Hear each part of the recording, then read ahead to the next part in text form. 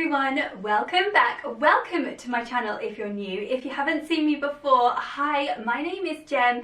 This is my channel, Wheels No Heels. It's dedicated to videos all about my life as a wheelchair user. Recently, my family went on a trip of a lifetime to Walt Disney World, Florida, and I have been doing lots of videos to kind of help out the disabled community and show you how I got on and what kind of things are available to people with disabilities and people who use wheelchairs. In my last video, I did an accessible room tour. Previously to that, I did a hotel tour showing you what kind of things are available to people with disabilities in the hotel.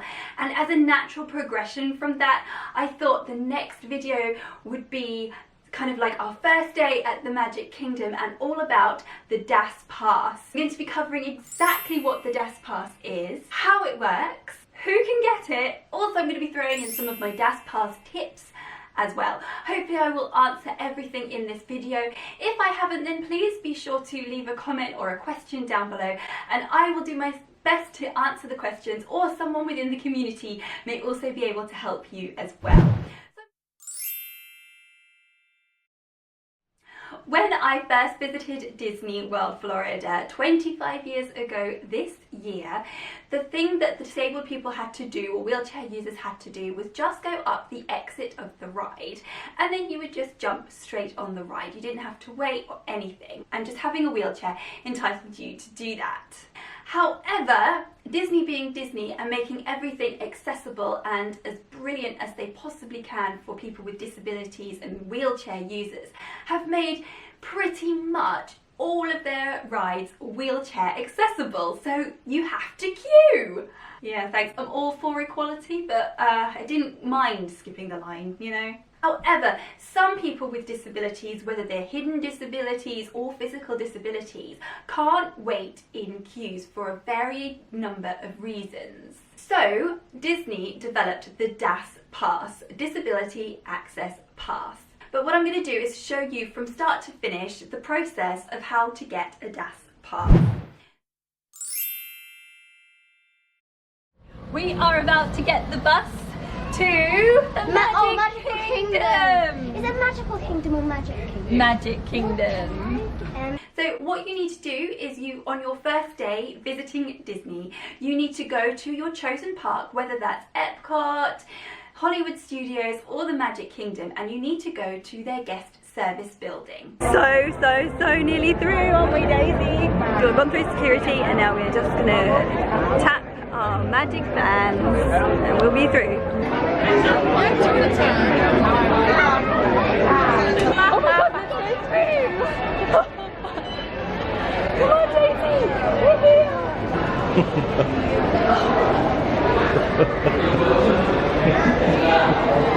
As soon as I got into the parks, I was just like, oh my god, I can't believe I'm here. Jem, what was that? This is where what? Oh, Daniel, you make me cry. Slow-mo of Jem.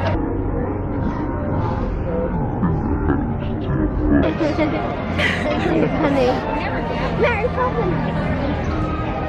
Bobby, are you going to like bring Mom? Hello, run away.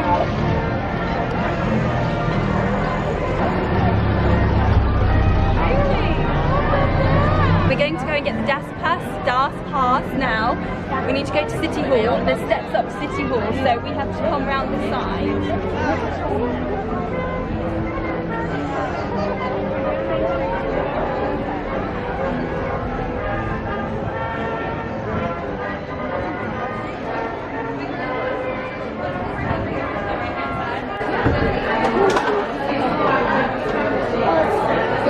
This is where you sort your DAS pass out, is it? Have you all ever used the service before? No, the last time I was here was a long time ago. When you get there, a cast member will help you and you can explain to them why you can't wait in line like everybody else. Now, there are a number of different reasons as to why you may not be able to wait in a line. Now, because Disney have developed the DAS Pass to help the people who genuinely need a DAS Pass for their genuine disabilities and illnesses, I'm not going to list a whole row of things that may entitle you not to queue and entitle you to a DAS Pass.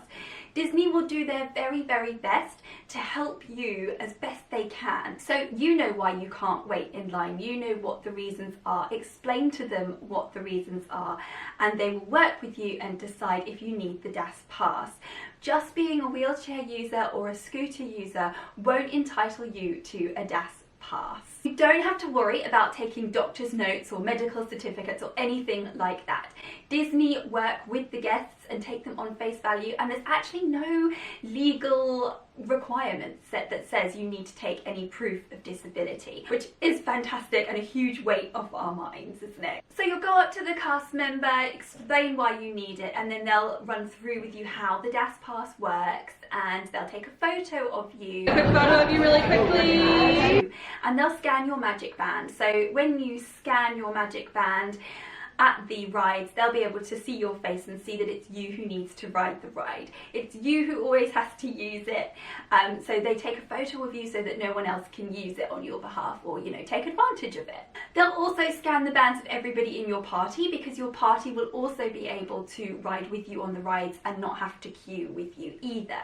Then you sign a few terms and conditions, and that is it. You can get your DAS Pass in any of the Disney parks. You could get it in Epcot, Hollywood Studios or Magic Kingdom, but you only have to do it once, and it was all good for the whole time of our stay. I think it's about 14 days depending on your park ticket, and if you are an annual pass holder, I believe it's about 60 days that your DAS Pass will be live for. Thank you. You're welcome. Bye bye. Jim. Done! Let's go!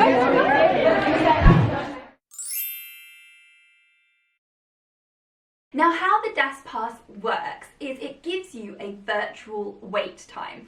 So let's use Space Mountain as an example here. So if you want to go and ride Space Mountain with your friends or family, you go up to the Fast Pass entrance, or you go up to one of the guest service people within the parks. They kind of have a blue umbrella and a blue kind of box thing. You can go up to them and say, I would like a DAS Pass for Space Mountain, please. And then they say, yep, of course. They'll scan your band, and then they'll say, right, the wait for Space Mountain is currently 2 hours.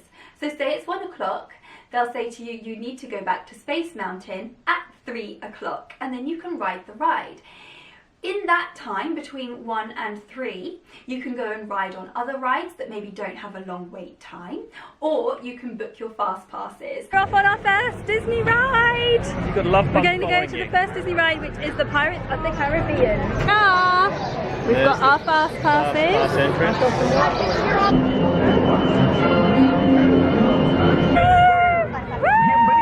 Easy look.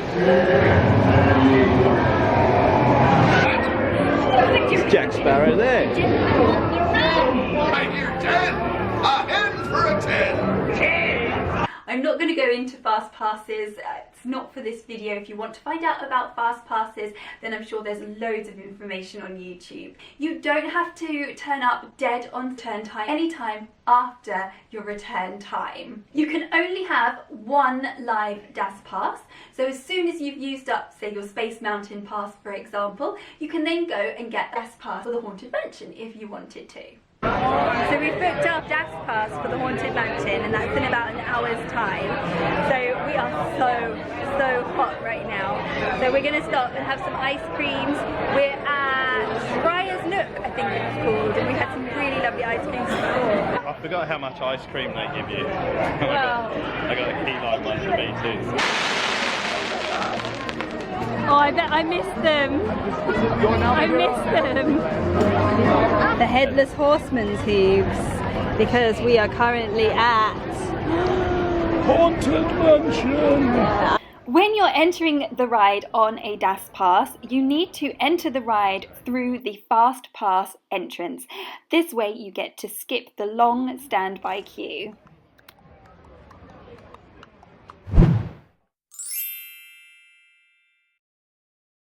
So the DAS Pass has been designed in such a way to really help the guests with disabilities who genuinely need it. The reason that Disney brought this in is because unfortunately the other methods in which Disney were using were being really abused and taken advantage of. So this is why Disney have brought in the DAS Pass service. I was asked over on Instagram, is it worth getting the DAS Pass? And I honestly don't think that I could have done Disney without the DAS Pass. Obviously, I don't want to go into details about what it is or why I can't wait in the queues, because I don't want anyone to sort of take advantage of the DAS Pass. It's all completely personal to you. But I know that I definitely wouldn't have managed all of the rides that we did without the DAS Pass. I'm just going to finish with a few little tips for you. When you need to go and get a DAS Pass, it can be a bit of a palaver, because you could be on one side of the park, say at the Pirates of the Caribbean, and you want to go and ride Space Mountain. So then you have to trek all the way over to Space Mountain, or you have to find a guest service or guest relations person with the blue umbrellas. But the person who is in your party and on your DAS Pass can go and get the DAS Pass for you on their band, and it will all go onto your band. The person who is entitled to the DAS Pass just has to ride the ride as well. I didn't have to use my DAS Pass on every single ride. Some of the rides that were less than 30 minutes, or maybe the shows, I didn't have to get a DAS Pass for. With the shows, if you are a wheelchair user, you are given a priority seating area. So maybe the queue is not as long as for somebody else, for example. So I didn't have to use it there. They say that the wait is 2 hours long to come back for your return time. You know, cast members, they never really like to say no, and if you say for whatever reason you really can't wait that long, they will try their very, very best to accommodate you, especially if it's not busy. Sean and I and Daisy, we turned up half an hour earlier to one of our rides, and we were like, oh, I'm so sorry, you know, but we're here now. And they just let us on. So don't be afraid to ask. The worst that is going to happen is they're going to say no and you're going to have to wait, but it's very unlikely, especially if you've got a good enough reason. So another tip is when you're waiting for your return time, on things that you can do while you're waiting.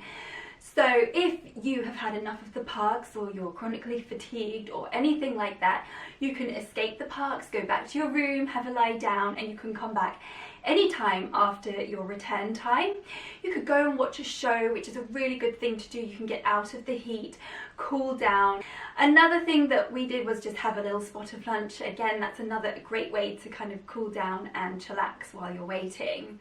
This is another tip for you. As soon as I got into the parks, I was just like, oh my god, I can't believe I'm here, and just kind of, we just found ourselves just wandering deeper and deeper into the park, and then we'd get like halfway into the park and we'd be like, where are we and what are we going to do?